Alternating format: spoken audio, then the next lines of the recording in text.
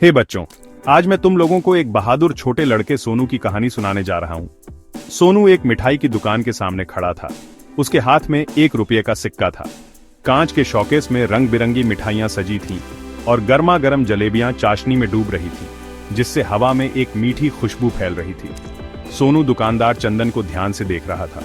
अचानक चंदन बोला, समझ नहीं आता, 1 रुपये में कुछ नहीं मिलेगा, 10 रुपये लेके आओ तब कुछ दूंगा।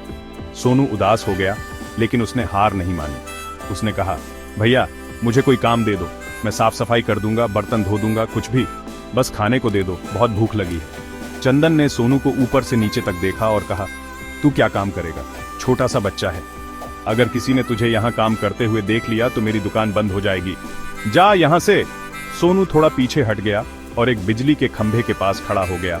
फिर भी मिठाइयों को ललचाई नजरों से देख रहा था। उसने अपने हाथ के सिक्के को देखा और सोचा कि आज भूखा ही रहना पड़ेगा, लेकिन किस्मत को कुछ और ही मंजूर था। तभी चंदन का नौकर समोसे की एक ट्रे दुकान में ला रहा था और 2 समोसे नीचे गिर गए। चंदन चिल्लाया, देख के चल, उठा ले, कोई पैर रख देगा। नौकर ने जल्दी से समोसे उठा लिए। अगर कोई देख नहीं रहा होता तो चंदन शायद उन्हें वापस ट्रे में रख देता, लेकिन ग्राहकों के सामने वो ऐसा नहीं कर सकता था।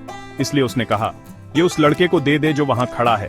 नौकर ने समोसे सोनू को दे दिए, जो नीचे बैठ गया और खाने लगा। खाने के बाद उसने पास के नल से पानी पिया और पेट भर गया। फिर वो पास वाले चौराहे पर चला गया, जहां वो अक्सर काम करता था। जब ट्रैफिक लाइट लाल होती, सोनू और दूसरे बच्चे कार की खिड़कियां साफ करते, कुछ रुपए कमाने की उम्मीद में।